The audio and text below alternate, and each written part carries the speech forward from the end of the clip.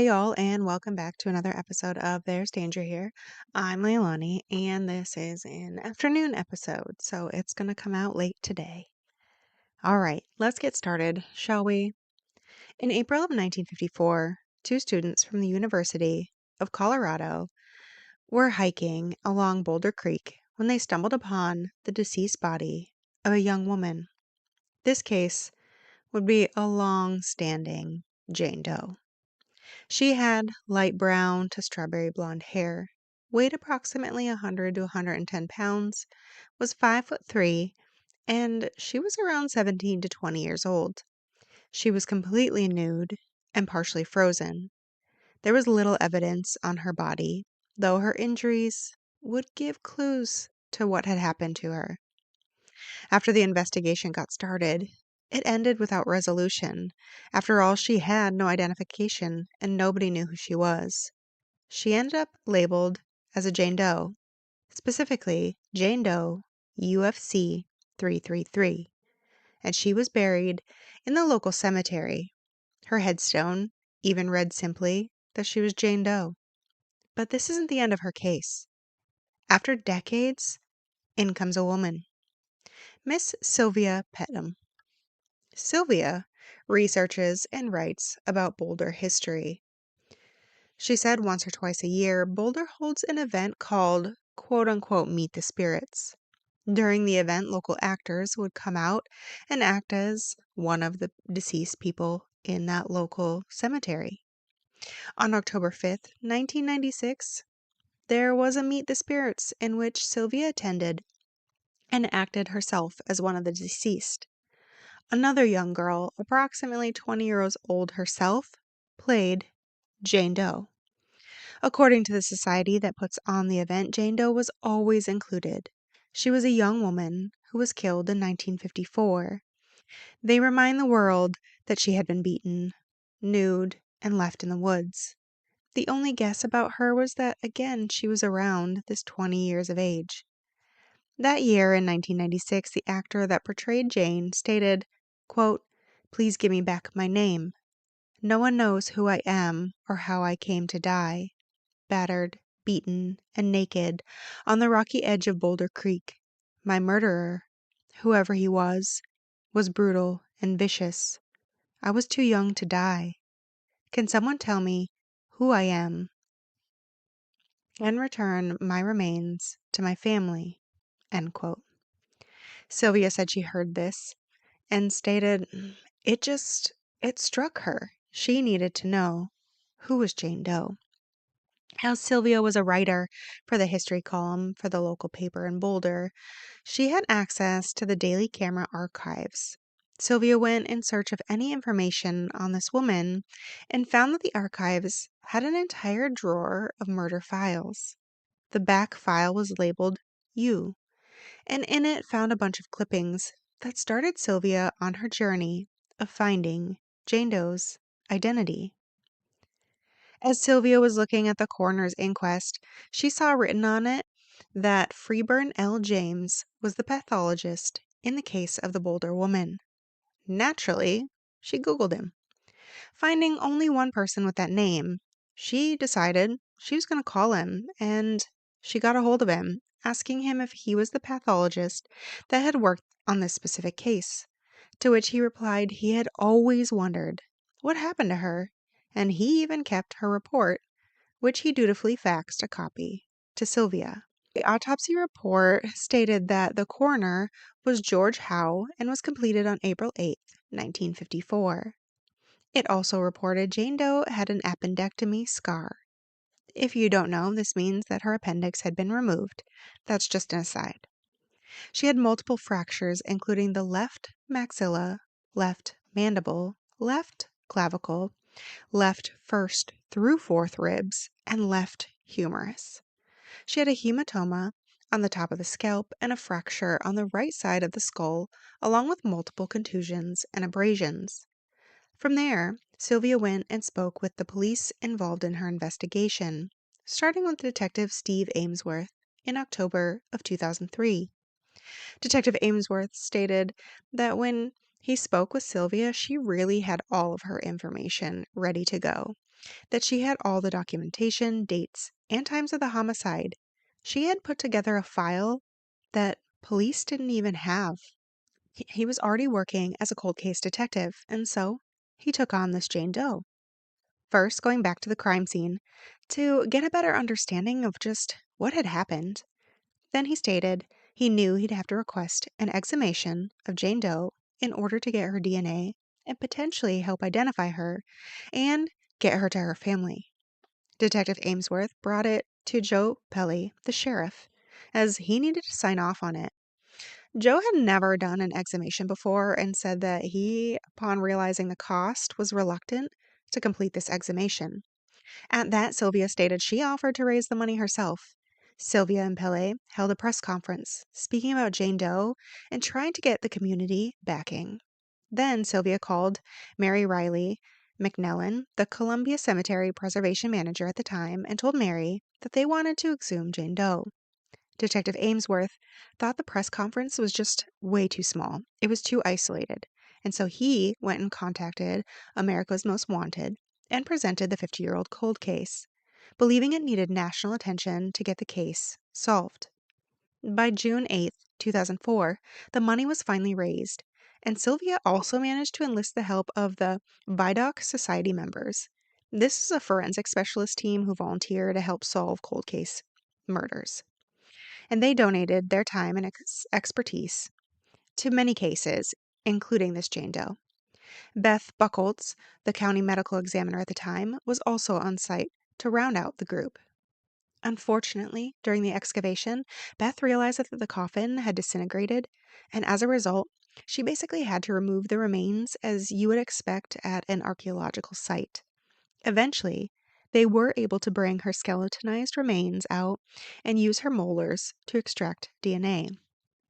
As the forensic pathologist looked over Jane Doe, he stated that the injuries look like, quote, bumper injuries, end quote, particularly as they were all on one side of the body. Again, like I said, all of her injuries were located pretty much on the left side.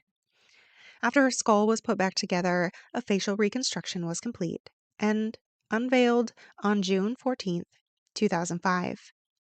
She was also posted on the National Jane Doe Network, as well as Sylvia's own Jane Doe website. From there, Silvia and other researchers, such as Karen Nichols, a volunteer researcher out of Michigan, began looking at runaways from the area at the time, crossing out those who had resurfaced later through documents such as marriage licenses and things like that. They also looked into tips from the online sites. One of the biggest barriers was finding that it was really easy at the time for people to just up and change their identity. In August of 2005, they found that a woman named Catherine Dyer had disappeared in Denver in March of 1954, and she was the same approximate age. While her husband had long since passed away, Sylvia looked up marriage licenses and was able to find that her husband had married several times and one of the women was still alive. She, of course, once again, gave her a call. That woman had photos that her husband had left behind, and in the pile, Sylvia found Catherine. They superimposed the image of Catherine to the Jane Doe, and the images were eerily similar, leading investigators to believe they may have identified their Jane Doe. As they are looking into this, investigators also try to determine who may have murdered her, and the name Harvey Glatman came to play, a serial killer who tied and bound their victims. In looking at some of Jane Doe's reports, it appeared that she may have a ligature mark on her wrists. Unfortunately, by this time, Glatman had long since been executed, and there was no definitive proof that she was a victim. I'm sure I'll talk about him at some point in depth, so I'll leave it at that, other than he did at one point kidnap a woman out of Boulder, tied her up, and kept her for a night, sexually assaulting her.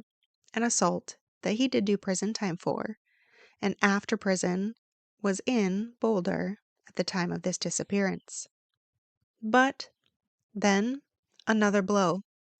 After submitting the information on the Jane Doe network and Sylvia's website about the possibility of Jane Doe being Catherine, an email comes through.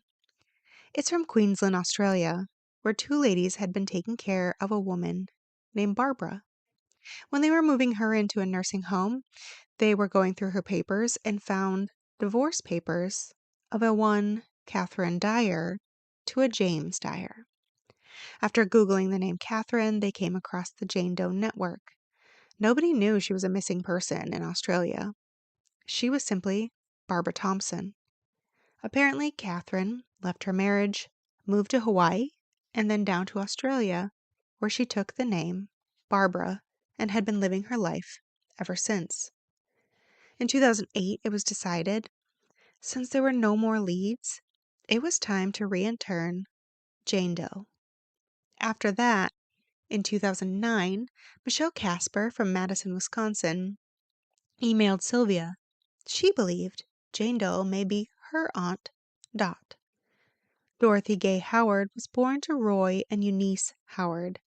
She was the oldest of three with little sisters Marlene or Deanie and Barbara, and she went missing in 1953. When Dot was about 15, in 1942, the family had moved from Casa Grande, Arizona to Phoenix, where Roy owned and worked on a ranch. Dot was the most rebellious, but everyone said she was in charge of the show. She had run away multiple times in the past, and at one point she even lied about her age to get married to a 19-year-old military man, a marriage that ended in an annulment within 6 months. When the marriage dissolved, Dot ran away to Portland, Oregon, where her father, Roy, again went and picked her up and brought her home. In 1953, Dot was around 17 years old, almost 18. Around that time, she ran off again. The family found out later that she had gotten married and believed that she had ran away when she got divorce papers, which they found out through a local newspaper. She had been married this time to an older man named Kenneth Kirkman. Still, family all says she didn't want to live on the farm, and later family reported believing Dot may have gone to Colorado to visit an aunt there, though she never ended up making it. But family knew for certain in March of 1954 that Dot was missing. And they knew for certain because she had promised to take one of her sisters to the movies and then was a no-show. They called the house in which she had been working as a nanny and were told she no longer was employed there. The family did report her missing, but the search was pretty local at the time from what I could find. And again, this isn't the time that information gets mass disseminated like it does now. Michelle reported that after learning about Dot as a teenager, she started calling all the Dorothy Gays and Dorothy Howards she could find. But they were all certain that it wasn't them. None of them had run away.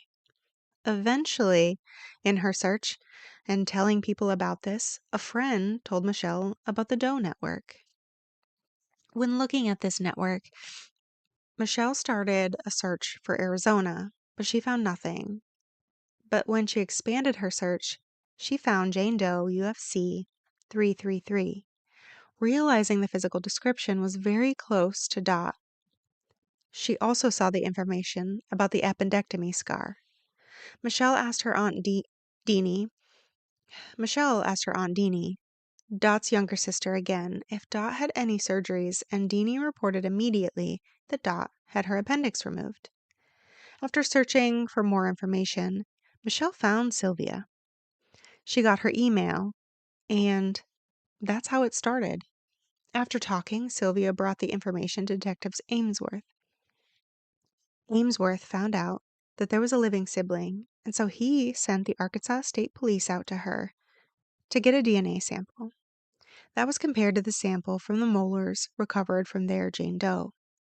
Weeks later, and the results were in. The lab director called Detective Ainsworth and told him he better sit down. They had a match. Jane Doe UFC 333 was officially Dorothy Gay Howard. While they can't definitively say that Howard was murdered by Harvey, Detective Ainsworth found many similarities. In the transcript from his talks with police later on, they ask if the women were alive or dead from Colorado, and after asking if they were alive, Harvey stated, quote, "unless they were hit by a car," end quote. Detective Ainsworth found a restored make and model of the vehicle Harvey was known to drive. They matched the injuries to Dot almost exactly. He had previously made a victim strip down, again matching how Dot was found. Still, with all of this, while it is likely he could be the murderer, it cannot be confirmed, meaning at this time her case is still open. On May 22nd of that year, Dot's surviving sister, Marlene Ashman, traveled to Boulder to say goodbye to her sister. She decided, after all the care the community had given her, to leave her in Boulder.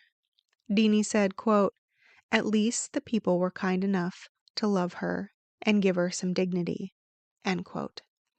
And that is the open case of Jane Doe UFC 333, now known as Dot Howard. To all those out there listening, be careful. It's a dangerous world we live in.